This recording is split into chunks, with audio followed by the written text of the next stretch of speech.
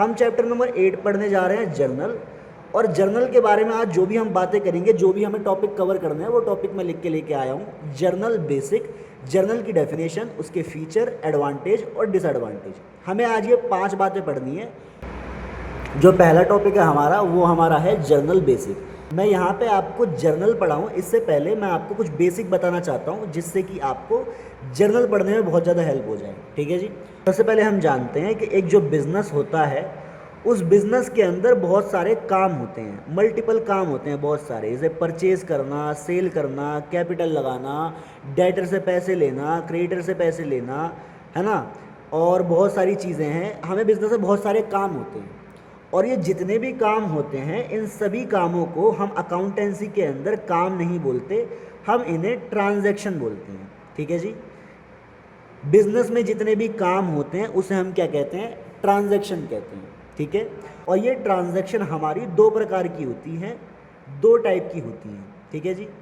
एक होती है हमारी फाइनेंशियल ट्रांजैक्शन और दूसरी होती है हमारी नॉन फाइनेंशियल ट्रांजैक्शन। हम इतना तो समझ गए कि हमारा जो टॉपिक हम पढ़ रहे हैं वो है जर्नल बेसिक, और आपने अभी हमें इतना बताया कि बिज़नेस में बहुत सारे काम होते हैं, और बिज़नेस में जो भी काम होते हैं उसे हम अकाउंटेंसी सब्जेक्ट के अंदर ट्रांजैक्शन कहते हैं। ट्रांजैक्शन होती है, या फिर ये जो काम होते हैं, ये ट्रांजैक्शन 2 प्रकार की होती है। पहली होती है हमारी फाइनेंशियल ट्रांजैक्शन और दूसरी होती है हमारी नॉन फाइनेंशियल ट्रांजैक्शन। अब ये जो 2 टाइप की मैंने ट्रांजैक्शन आपको बताई, इसमें फ़र्क क्या होता है? इसमें एक फ़र्क ये होता है, मैं आपको फ़र्क समझा देता हूँ। जैसे एग्जांपल के लिए मानते हैं ये एक बिज़नेस है, ठीक है जी, और ये जो बिज़नेस है ये इस आदमी का है, और इस आदमी का नाम है रमेश। ये जो रमेश का बिज़नेस है, रमेश इस बिज़नेस में बहुत सारे काम करता है, यानी कि बहुत सारी ट्रांजैक्शन करता है। ठीक है जी। एग्जाम्पल के लिए मैं मान लेता हूँ, उसने पहला जो काम करा, जो पहली ट्रांजैक्शन करी, उसने बिज़नेस के लिए एक फ़र्नीचर ख़रीदा। एक ये लकड़ी का उसने बिज़नेस के लिए फर्नीचर ख़रीदा, यहाँ पे वो अपनी बिज़नेस की फाइल्स वगैरह रखेगा। ठीक है जी। ये फर्नीचर उसने 10,000 रुपये का ख़रीदा। ये फर्नीचर उसने 10,000 रुपये का, या फिर आप ऐसे लिख लो 10,000 का ख़रीदा। और जो दूसरा काम करा, यहाँ पे रमेश सुबह सुबह उठ के आया बिज़नेस में, और बिज़नेस में इसने क्या करा भाई? क्लीन, झाड़ू लगा दी इसने बिज़नेस में, फिर झाड़ू के साथ साथ पोछा भी लगा दिया। ठीक है, सब कुछ काम कर दिया। सही है, ओके। फिर ये ऑफिस में बैठा था, ऑफिस में बैठे बैठे ये गाना गाने लग गया, बेटे सिंगिंग करने लग गया, इसको गाना गाना पसंद है। ठीक है जी, ओके। तो ये जो इसने काम करा, फर्नीचर खरीदा, और ये जो इसने काम करा, बिज़नेस सफाई करी, और बिज़नेस में फ्री बैठा है तो गाना गाने लग गया। ये सब के सब ट्रांजैक्शन है, सब के सब काम है।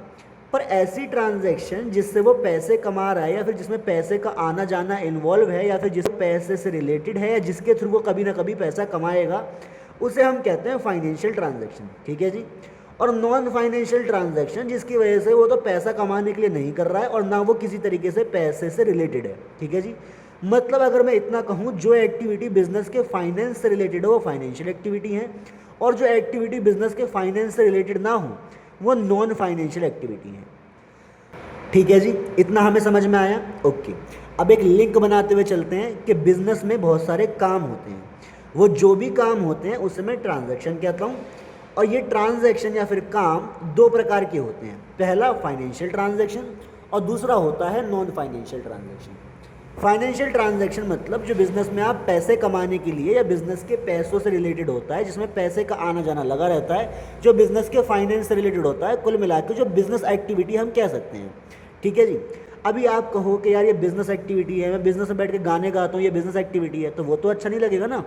तो बिज़नेस एक्टिविटी कहो या फाइनेंशियल ट्रांजैक्शन कहो, नॉन फाइनेंशियल ट्रांजैक्शन कहो या नॉन फाइनेंशियल या फिर नॉन बिज़नेस एक्टिविटी कहो, ठीक है जी, एक ही बात है। तो हम समझ गए ट्रांजैक्शन 2 तरीके की होती हैं, फाइनेंशियल ट्रांजैक्शन और नॉन फाइनेंशियल ट्रांजैक्शन, और हम बिज़नेस में सिर्फ फाइनेंशियल ट्रांजैक्शंस को ही रिकॉर्ड करते हैं। ठीक है जी, ओके। इतनी बात को हम समझ गए। अब हमें ये जानना है फाइनेंशियल ट्रांजैक्शन क्या होता है, ये हम अभी ऊपर समझ के आए हैं। अब हमें ये जानना है कि जो फाइनेंशियल ट्रांजैक्शन होती हैं वो किस तरीके से होती हैं। बेटा फाइनेंशियल ट्रांजैक्शन कुछ इस तरीके से होती हैं। फाइनेंशियल ट्रांजैक्शन जो होती हैं वो कुछ इस तरीके से दिखती है। जैसे Ramesh started business with ₹1 lakh. Ramesh ने 1 लाख रुपए से बिजनेस स्टार्ट करा। ठीक है जी। Ramesh purchase furniture 6,000। रमेश ने बिजनेस में फर्नीचर खरीदा 6,000 रुपये का। गुड्स परचेज 17,000 रुपये गुड्स परचेज करे गए। गुड्स सोल्ड 10,000 फॉर 12,000, 10,000 के गुड्स बेच दिए 12,000 रुपये में, ठीक है जी, 2,000 का प्रॉफिट। तो ये जो ट्रांजैक्शन दे रखी है, ये ट्रांजैक्शन को मैं बोलता हूँ फाइनेंशियल ट्रांजैक्शन, मतलब ये बिजनेस में ट्रांजैक्शन हम रिकॉर्ड करते हैं, ठीक है जी। अब ये जो फाइनेंशियल ट्रांजैक्शन होती हैं, ये सारी की सारी फाइनेंशियल ट्रांजैक्शन लिखी हुई है इंग्लिश में। ये भी लिखी हुई है इंग्लिश में, ये भी लिखी हुई है इंग्लिश में, ये भी इंग्लिश में लिखी हुई है और ये भी इंग्लिश में लिखी हुई है। अब मैं इंग्लिश तो पढ़ नहीं रहा या मैं हिंदी तो पढ़ नहीं रहा, मैं क्या पढ़ रहा हूँ, अकाउंटेंसी पढ़ रहा हूँ। और मुझे अब क्या करना है, ये जितनी भी चीज़ें इंग्लिश में लिखी हुई हैं मुझे इसे अकाउंटेंसी में लिखना है, ठीक है जी। अकाउंटेंसी में कैसे लिखते हैं बताएंगे जी अभी। अकाउंटेंसी में कैसे लिखते हैं यही हमें इस चैप्टर के अंदर सीखना है कि फाइनेंशियल ट्रांजैक्शन जो इंग्लिश में दे रखी है यहाँ पे लिखी हुई, इसे अकाउंटेंसी में कैसे लिखें। बेटा अकाउंटेंसी में कुछ इस तरीके से लिखते हैं, देख लो आप लोग। देखो बेटे, जो भी ट्रांजैक्शन दे रखी थी ना, ये उसका सॉल्यूशन नहीं है, ये एक फॉर्मेट में दिखा रहा हूँ आपको। कुछ इस तरीके का जर्नल होता है, इस तरीके से जर्नल बनता है, इस तरीके से ट्रांजैक्शन डेबिट क्रेडिट ये सब कॉलम वगैरह करके बनाई जाती है, ठीक है जी। ये मैं आपको एग्जांपल दे रहा हूँ कि ये देखो, ये ट्रांजैक्शन लिखी हुई है इंग्लिश में, ये फाइनेंशियल ट्रांजैक्शन लिखी हुई है बहुत सारी, और इस बुक वाले ऑथर ने क्या कर रखा है, इस बुक ने इन सब इंग्लिश की बातों को अकाउंटेंसी में कन्वर्ट कर दिया। ये सब बातें इंग्लिश में थी ऊपर, अब ये सारी बातें अकाउंटेंसी की लैंग्वेज में कन्वर्ट हो गई, ठीक है। तो हमें भी इस चैप्टर में ऐसे ही करना है, पर आपको ये थोड़ी देर बाद में समझ आएगा कि हम ऐसा कैसा करेंगे। मे बी ये सेकंड लेक्चर में आपको बताऊं, ठीक है जी। तो जो हमने अभी फॉर्मेट देखा वो एक किताब होती है, ठीक है जी, वो एक किताब होती है। ये सारी ट्रांजैक्शन लिखी हुई है, ये सारी ट्रांजैक्शन इंग्लिश में लिखी हुई है। मैं इसे अकाउंट्स की बुक में रिकॉर्ड करूँगा, ठीक है जी। और जिस भी अकाउंट्स की बुक में मैं रिकॉर्ड करूँगा, मैं एक बुक बना लेता हूँ पहले। जितनी भी फाइनेंशियल ट्रांजैक्शंस होती हैं, उन सारी फाइनेंशियल ट्रांजैक्शंस को मैं इस बुक के अंदर रिकॉर्ड करता हूँ, और इस बुक का जो नाम होता है, इस बुक को मैं बोलता हूँ जर्नल, ठीक है जी। तो कुल मिला के आपको इतनी बात समझ में आई कि सर बिजनेस में ट्रांजैक्शन होती हैं, दो टाइप की होती हैं, financial non financial. Financial transaction एक बुक में रिकॉर्ड करते हैं, जिस भी बुक में रिकॉर्ड करते हैं उसको जर्नल बोलते हैं। और इतना ही नहीं, जर्नल के दो अलग नाम भी हैं इस चैप्टर में। जर्नल को आप या तो बुक ऑफ ओरिजिनल एंट्री या फिर बुक ऑफ प्राइमरी एंट्री बोल के ही बुलाते हैं, ठीक है जी। जर्नल को आप जर्नल भी बोल सकते हो, बुक ऑफ ओरिजिनल एंट्री भी बोला जाता है इसको, और बुक ऑफ प्राइमरी एंट्री भी बोला जाता है इसको, ठीक है जी। इस बुक में एग्जाम्पल के लिए मान लेते हैं हमारे पास 4 काम थे, 1 2 3 4, ये रे भाई वो 4 काम। ये 4 काम हमारे पास थे। Ramesh started business with 1 lakh. मैं मान लेता हूँ मैंने एक काम करा 1 तारीख को। फिर रमेश परचेज फर्नीचर, मान लेता हूँ 2 तारीख को इसने फर्नीचर खरीदा। फिर गुड्स परचेज, मान लेता हूँ 3 तारीख को इसने गुड्स परचेज करे। फिर गुड्स सोल्ड 10,000 के 12,000 में, जो 10,000 के गुड्स थे वो उसने सोल्ड कर दिए फॉर 12,000 रुपये में। मैं मान लेता हूँ ये काम इसने 5 तारीख को करा, ठीक है जी। पहला काम 1 तारीख को, दूसरा 2 तारीख को, तीसरा 3 तारीख को और चौथा 5 तारीख को, ठीक है जी। अब यही सारे काम इस बुक के अंदर रिकॉर्ड करने हैं, जिसे मैं जर्नल बोलता हूँ, ठीक है जी। मैं इस बुक में डेट वाइज ऐसे पहले 1 तारीख को जो काम हुआ, फिर 2 तारीख को जो काम हुआ, फिर 3 तारीख को जो काम हुआ और 4 तारीख को कोई काम नहीं हुआ, फिर जो सोल्ड करने का काम है वो हुआ है 5 तारीख को। ये सारे काम धीरे धीरे करके डेट वाइज या सीक्वेंस वाइज रिकॉर्ड कर लूँगा इस बुक के अंदर, ठीक है जी। अभी मैंने आपको जितना भी बताया, मैं इसी के अंदर से आपको जर्नल की डेफिनेशन समझा देता हूँ। जर्नल क्या है? जर्नल एक बुक है। जर्नल क्या है भाई? जर्नल एक, बोलो, जर्नल क्या है? जर्नल एक बुक है जहाँ पे आप क्या रिकॉर्ड करते हो? फाइनेंशियल ट्रांजैक्शन रिकॉर्ड करते हो। किस ऑर्डर में रिकॉर्ड करते हो? या तो डेट वाइज या तो सीक्वेंस वाइज हमें क्या है, ट्रांजैक्शन को रिकॉर्ड करना होता है। और आज से हम डेट वाइज और सीक्वेंस वाइज को डेट वाइज या सीक्वेंस वाइज ना बोल के आज से हम इसको बोलेंगे क्रोनोलॉजिकल ऑर्डर, ठीक है। इतनी बात बताने के बाद अब जितनी बात आप समझ गए हो, इसी में से मैं आपको एकदम बेस्ट जर्नल की डेफिनेशन फाइंड करके दिखा देता हूँ। देखो भाई, मैं अलग से कहीं बाहर से नहीं बता रहा हूँ, आप लोग जो जानते हो उसी में से डेफिनेशन क्रिएट करवा देता हूँ। Journal is a book. Journal क्या है? एक किताब है। In which financial transactions are recorded, जिसमें फाइनेंशियल ट्रांजैक्शन रिकॉर्ड करी जाती हैं। कौन से ऑर्डर में? डेट वाइज ऑर्डर या फिर सीक्वेंस वाइज ऑर्डर। और हमने बताया था अभी डेट वाइज और सीक्वेंस वाइज ऑर्डर को हम डेट वाइज और सीक्वेंस वाइज ऑर्डर नहीं बोलेंगे, हम बोलेंगे क्रोनोलॉजिकल ऑर्डर। तो मतलब in which financial transactions are recorded in chronological order, बन गई डेफिनेशन।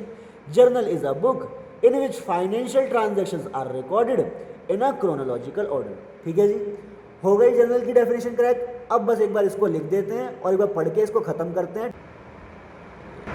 ये हमारी जर्नल की डेफिनेशन हो गई। जर्नल की डेफिनेशन है हमारी, journal is a book, journal वो किताब है in which financial transactions are recorded, जिसमें फाइनेंशियल ट्रांजैक्शन रिकॉर्ड करी जाती हैं इन अ क्रोनोलॉजिकल ऑर्डर, एक क्रोनोलॉजिकल ऑर्डर में। मैं आपको डायग्राम के थ्रू ही बता देता हूँ जो मैंने बना रखा है यहाँ पे। Journal is a book, journal एक किताब है, ये हमारी किताब है। Journal is a book in which, जिसके अंदर फाइनेंशियल ट्रांजैक्शंस आर रिकॉर्डेड, जिसके अंदर फाइनेंशियल ट्रांजैक्शंस रिकॉर्ड करी जाती हैं इन अ क्रोनोलॉजिकल ऑर्डर, एक क्रोनोलॉजिकल मतलब डेट वाइज ऑर्डर में, एक क्रोनोलॉजिकल ऑर्डर में। ठीक है जी, टॉपिक नंबर 1 भी खत्म हो गया हमारा जर्नल का बेसिक, और टॉपिक नंबर 2 भी खत्म हो गया जर्नल की डेफिनेशन।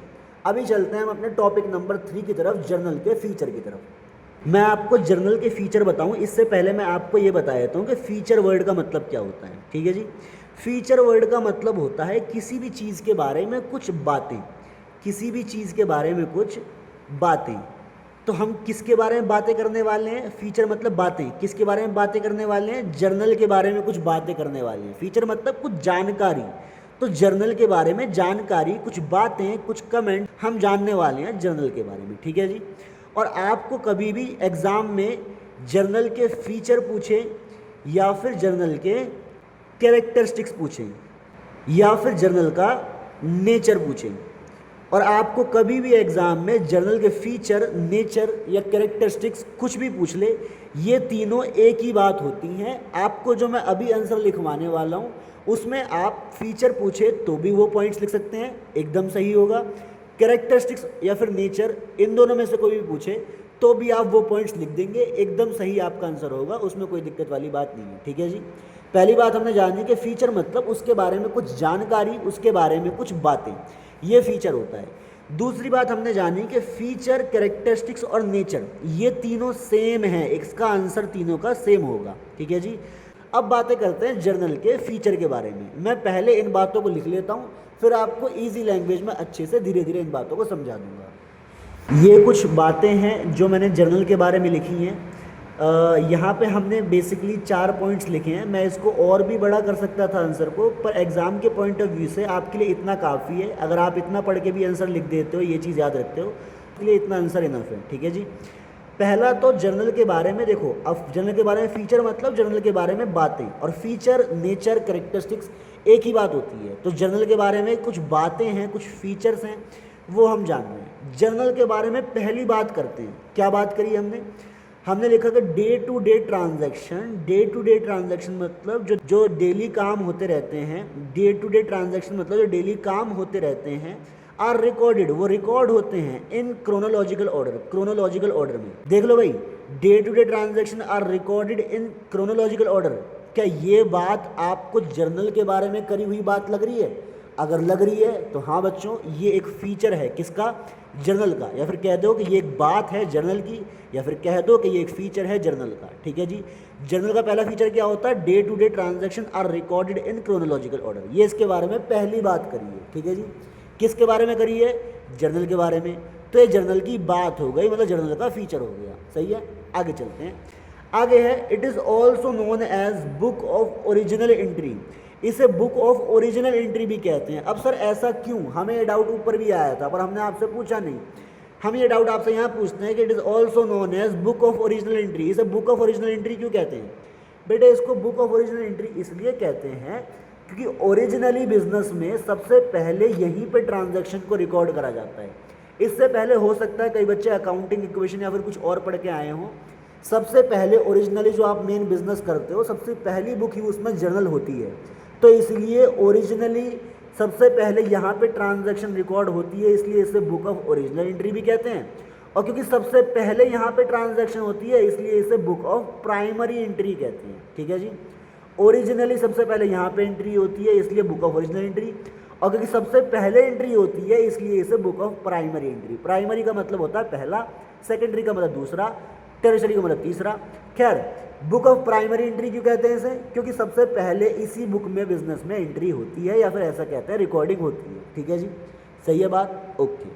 और ये एक बात है जो मैंने किसके बारे में बोली, जर्नल के बारे में। दोबारा पढ़ लो, it is also known as book of original entry and book of primary entry. इसे मैं बुक ऑफ ओरिजिनल एंट्री, इसे ये रही, इसे मैं बुक ऑफ ओरिजिनल एंट्री भी बोलता हूँ और बुक ऑफ प्राइमरी एंट्री बोलता हूँ। और ये एक बात है, और ये बात मैंने जर्नल के बारे में करी है, तो जर्नल के बारे में ये एक बात हो गई, या कि जर्नल के बारे में ये एक फीचर हो गया, एक ही बात है। ठीक है जी, सही है। हम दो बातें जान गए जर्नल के बारे में, अब तीसरी बात पढ़ते हैं।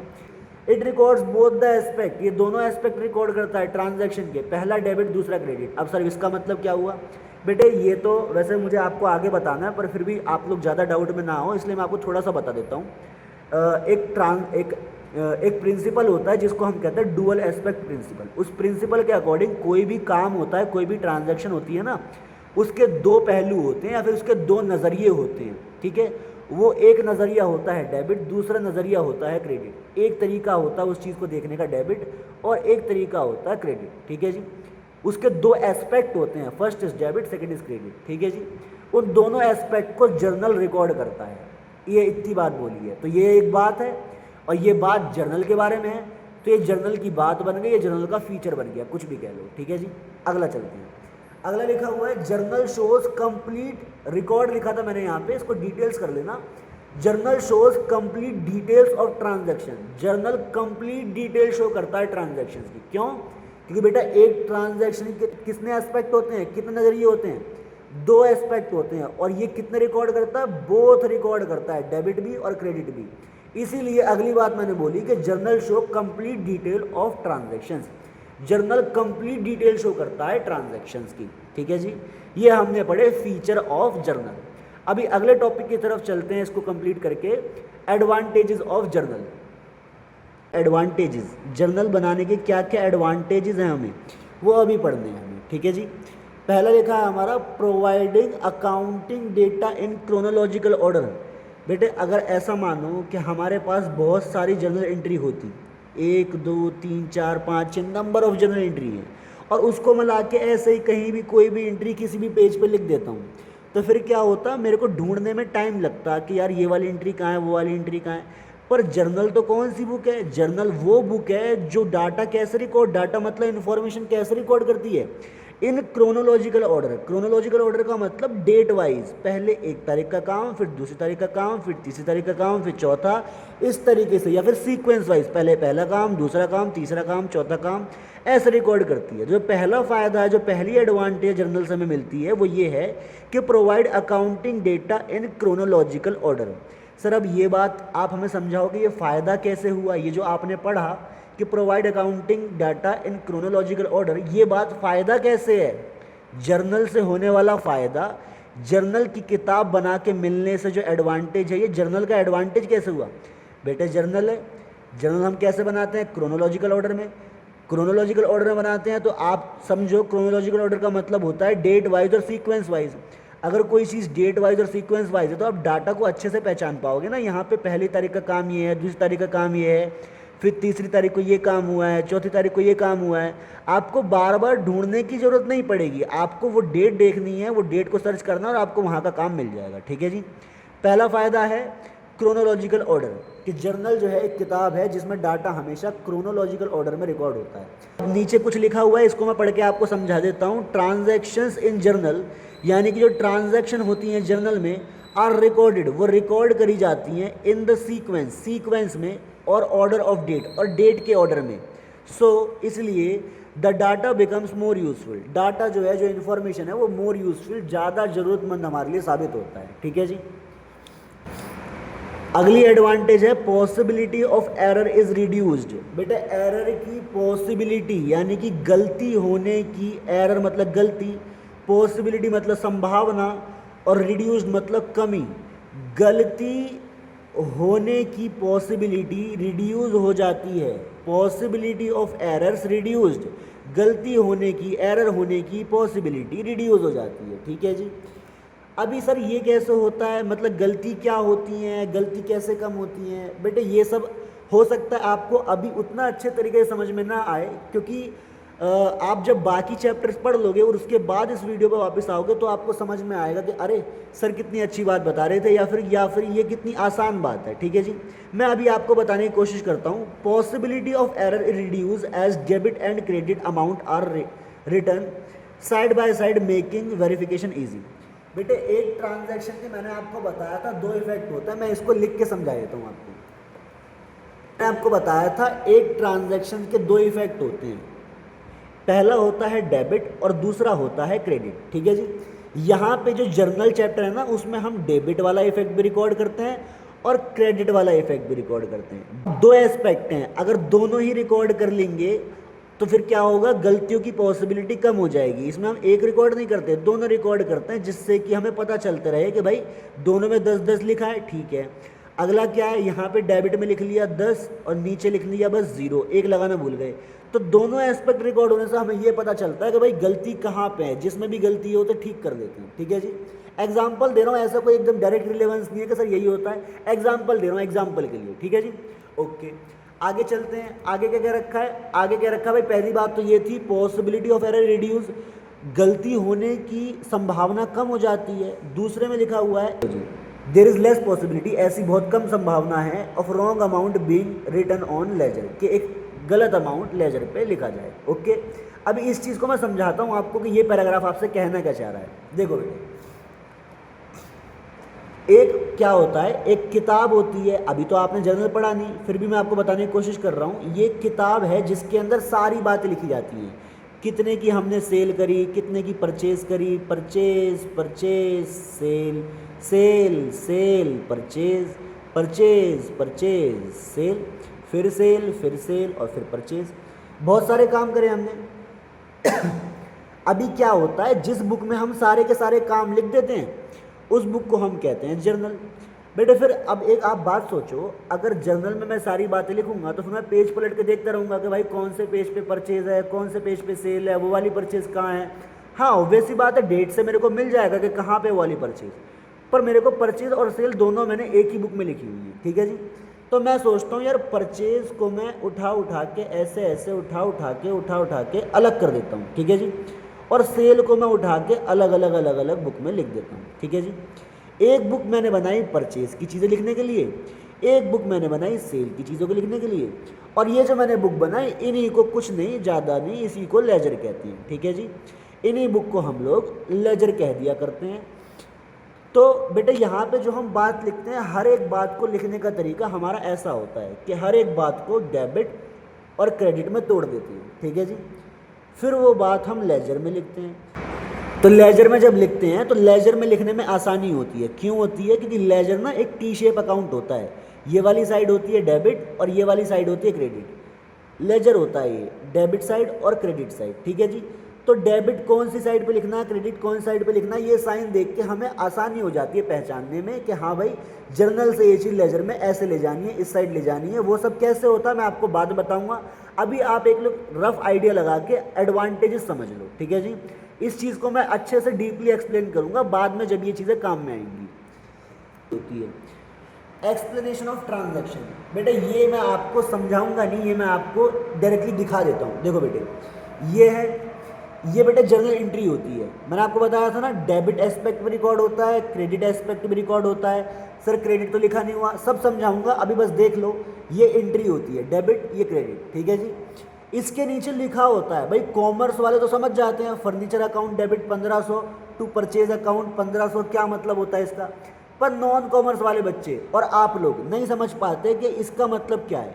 तो उन जैसे बच्चों के लिए जो नॉन कॉमर्स हैं और आप लोग जो कि अभी जर्नल पढ़ रहे हो, आपके लिए यहाँ पे एक बात लिखी होती है, इसको हम कहते हैं नरेशन या फिर एक्सप्लेनेशन। किस चीज़ की, ये जर्नल एंट्री हो रखी है, इस चीज़ की एक्सप्लेनेशन दी होती है। तो goods costing 1500 used in making furniture. अच्छा, तो सर मतलब ये जो गुड्स कॉस्टिंग जिसकी लागत 1500 थी यूज्ड इन मेकिंग फर्नीचर, इस बात को अकाउंटेंसी में ऐसे लिखते हैं। हाँ जी, इस बात को अकाउंटेंसी में जर्नल के अंदर ऐसे ही लिखते हैं। ठीक है जी, तो ये कितनी अच्छी बात है। देखो भाई इस बुक की, जिस आदमी को जर्नल पढ़ना नहीं आता, जर्नल को समझना नहीं आता, वो क्या करेगा, वो नीचे देखेगा goods costing 1500 used in making furniture, वो समझ जाएगा मतलब ये जो लिखा हुआ है इसका मतलब ये होता है।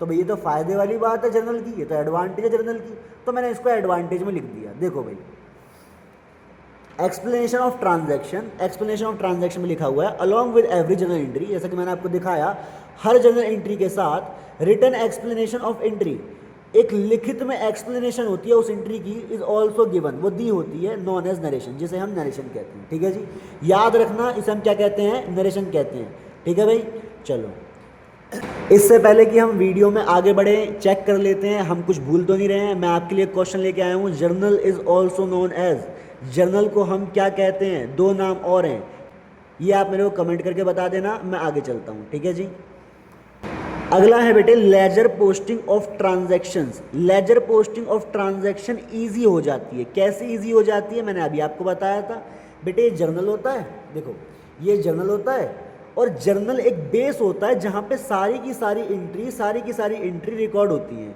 इस बेस से हमें चेक करके उठाना होता है कि भाई ये वाली एंट्री परचेज की है, ठीक है मैं इसको परचेज वाले लेजर में ले जाता हूँ। ये वाली एंट्री भी परचेज की है, ठीक है मैं इसको भी परचेज के लेजर में ले जाता हूँ। ये वाली एंट्री परचेज की है, इसको भी परचेज के लेजर में ले जाता हूँ। ये वाली एंट्री सेल की है, इसको मैं सेल के लेजर में ले जाता हूँ।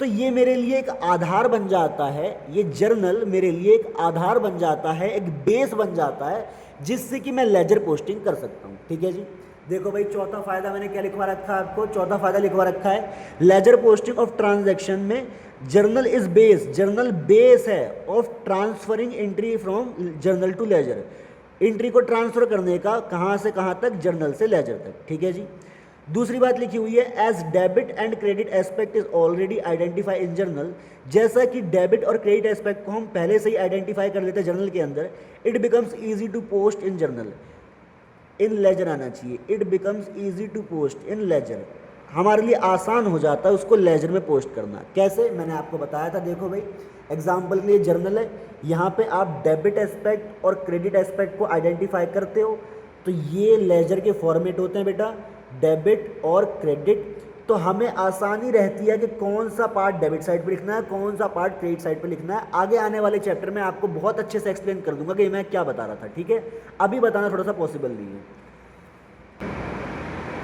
अगला फायदा है आइडेंटिफिकेशन ऑफ एरर्स, हम गलतियों को आइडेंटिफाई भी कर सकते हैं। ठीक है जी, गलतियों को आइडेंटिफाई करते हैं तो बेटे वही है, यहाँ पे भी वही सेम कॉन्सेप्ट लग रहा है कि डेबिट एंड क्रेडिट आप रिकॉर्ड कर रहे हो तो बहुत आसान होता है गलती को आइडेंटिफाई करना कि भाई कौन सा एस्पेक्ट डेबिट वाला आपने ज़्यादा लिख दिया, कौन सा क्रेडिट वाला कम लिखा है तो उसको डेबिट के बराबर ले आओ, है ना। कुछ मोटे मोटे तरीके से ऐसे ही आप गलतियों को आइडेंटिफाई कर पाते हो। ठीक है जी, इससे पहले कि हम लिमिटेशन या फिर जर्नल की डिसएडवांटेज की तरफ आगे बढ़ें, कुछ क्वेश्चन करके हम अपनी नॉलेज को टेस्ट कर लेते हैं कि भाई जो हम पढ़ रहे हैं वो साथ के साथ भूलते तो नहीं जा रहे।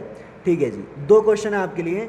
इन जर्नल ट्रांजैक्शन, जो जर्नल की ट्रांजैक्शन होती हैं, in journal transaction are recorded in dash order, जो जर्नल में ट्रांजैक्शंस होती हैं वो किस ऑर्डर में रिकॉर्ड करी जाती हैं। और तीसरा क्वेश्चन है explanation of journal entry is known as, explanation जो होती है जर्नल एंट्री की उसको हम क्या कहते हैं। अगर आपको इसका आंसर देने में डिफिकल्टी फेस हो तो आप एडवांटेज इसका थर्ड पॉइंट देख सकते हो, वहाँ से आपको इसका आंसर मिल जाएगा। ठीक है जी, आगे बढ़ते हैं अपनी जर्नल की लिमिटेशंस की तरफ या फिर कह सकते हैं डिसएडवांटेजेस की तरफ। अगला टॉपिक है हमारा टॉपिक नंबर 5, जो कि हमारा डिसएडवांटेजेस ऑफ जर्नल, यानी कि जो जर्नल हमारी बुक है उसके क्या क्या डिसएडवांटेजेस हो सकते हैं। डिसएडवांटेज में बस 3 ही डिसएडवांटेज लिखे हैं मैंने। Not suitable for large volume of transaction, cash balance is not revealed, not a substitute of ledger, not suitable for large volume of transaction. मैं इस पॉइंट को पहले एक्सप्लेन करता हूँ। Not suitable in large volume of transaction का मतलब, जैसे मान लेते हैं अगर मेरे पास 1 2 3 4 5 या फिर मान लेते हैं 1 से लेके 50 तक भी मेरे पास ट्रांजैक्शन है, तो वो ट्रांजैक्शन भी मैं जर्नल में रिकॉर्ड कर सकता हूँ। लेकिन भाई अभी हम किसी छोटे बिजनेस में तो है नहीं, अगर छोटे बिजनेस में भी होंगे तो भी 50 से ज़्यादा ट्रांजैक्शन होंगी। ठीक है, अगर बहुत बड़े बड़े बिजनेस होंगे तो वहाँ की ट्रांजैक्शन कितनी होगी सर, लाखों में ट्रांजैक्शन होगी वहाँ की। मान लेते हैं 5 लाख ट्रांजैक्शन है। अब इन 5 लाख ट्रांजैक्शन को हम एक जर्नल के अंदर कैसे लेके आएँ, ये थोड़ी सी दिक्कत हो जाती है। तो ये सूटेबल नहीं होता है, ये जो जर्नल होता है ना ये सूटेबल नहीं होता है when the large volume of transactions are available. जब ट्रांजैक्शंस मतलब मैंने क्या बताया था आपको काम, जब ट्रांजैक्शंस का एक लार्ज वॉल्यूम आ जाए, जब ट्रांजैक्शंस का एक लार्ज वॉल्यूम आ जाए तो ये जर्नल जो है सूटेबल नहीं होता। इसी बात को फर्स्ट पॉइंट कहना चाह रहा है। देखो जी, यहाँ पे वो कह रहा है डिसएडवांटेज ऑफ जर्नल में पहला point, not suitable for large volume of transaction. Suitable नहीं होता for large volume of transaction, जब ज़्यादा ट्रांजैक्शन है। यहाँ पे लिखा है when number of transactions are more, जब नंबर ऑफ ट्रांजैक्शन ज़्यादा होती हैं। इट इज़ इनकन्वीनियंट, ये इनकन्वीनियंट होता है और साथ ही साथ पॉसिबल भी नहीं होता थोड़ा सा, to maintain all entries in one journal, एक ही जर्नल में एंट्रीज को सबको रिकॉर्ड करना। तो इससे ओवरकम करने का एक तरीका है। क्या तरीका है सर? जैसे अभी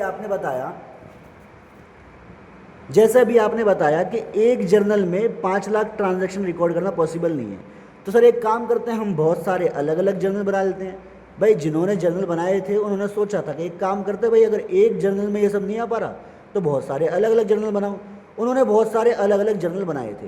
किसी को उसने नाम दिया था कैश जर्नल, किसी को उन्होंने नाम दिया परचेज जर्नल, किसी को नाम दिया परचेज रिटर्न जर्नल, तो किसी को नाम दिया सेल जर्नल, और फिर किसी को नाम दे दिया सेल रिटर्न जर्नल। ये बहुत सारे जर्नल बनाए गए और इस प्रॉब्लम से ओवरकम करने के लिए इनको अलग अलग जर्नल कहा गया। इसको हम चैप्टर नंबर 11 और 12 में पढ़ेंगे भी। अदर्स बुक होती हैं ये, इन अदर बुक्स को हम लोग जानेंगे। ये भी एक तरीके से जर्नल ही होते हैं, पर इनका फॉर्मेट हमारे चैप्टर नंबर 8 वाले जर्नल से नहीं मैच होता। हमारा फॉर्मेट है date, particular, LF, debit and credit, ये फॉर्मेट होता है इस जर्नल से। ये वाले जर्नल कई बार मैच नहीं होते हैं, पर ये भी जर्नल होते हैं और ये भी जर्नल होता है। ठीक है जी, अगला देखते हैं, अगला पॉइंट क्या कह रहा है लिमिटेशन में।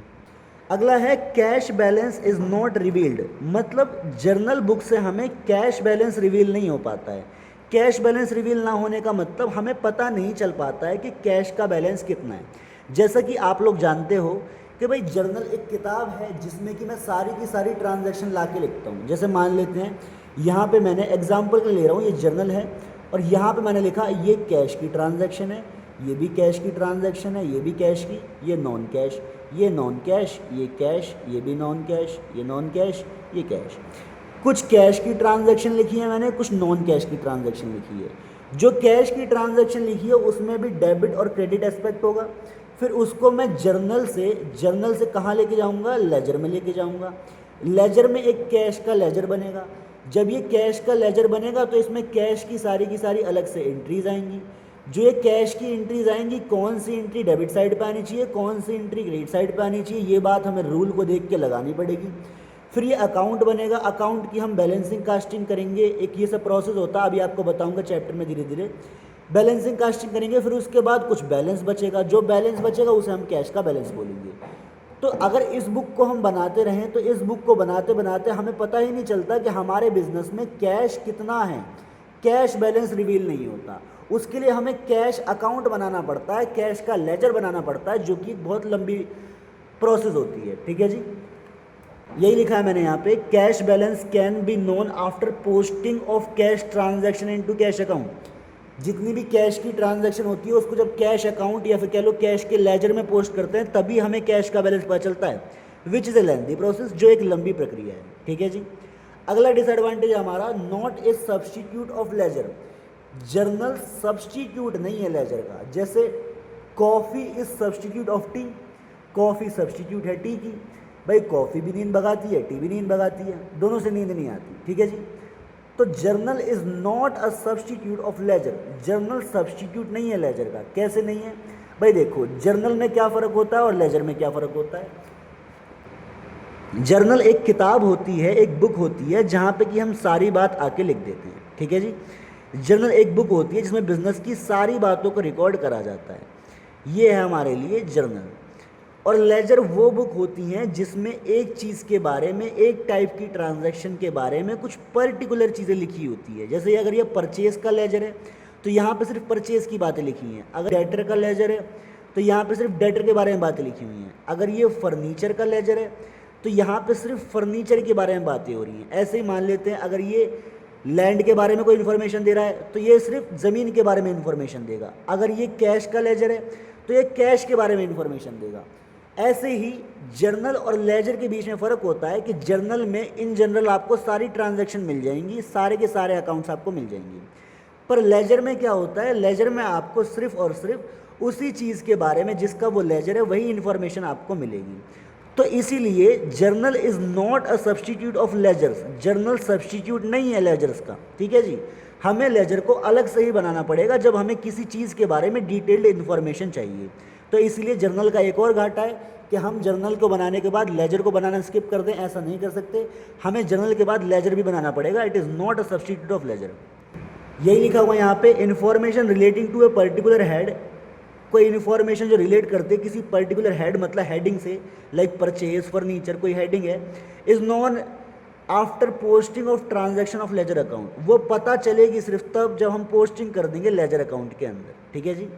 मतलब कि जो जर्नल एंट्री हमने निकाली है डेबिट और क्रेडिट वाली, इसको जब तक हम लेजर के अंदर पोस्ट नहीं कर देते तब तक हमको पता नहीं चलेगा कि भाई उसके बारे में पर्टिकुलर डिटेल इन्फॉर्मेशन क्या है। यही इस पॉइंट में हमें समझाया गया, ठीक है जी। यहाँ पे हमारा ख़त्म होता है डिसएडवांटेजेस ऑफ जर्नल। और क्वेश्चन और वीडियो के एंड में कुछ क्वेश्चन है आपके लिए।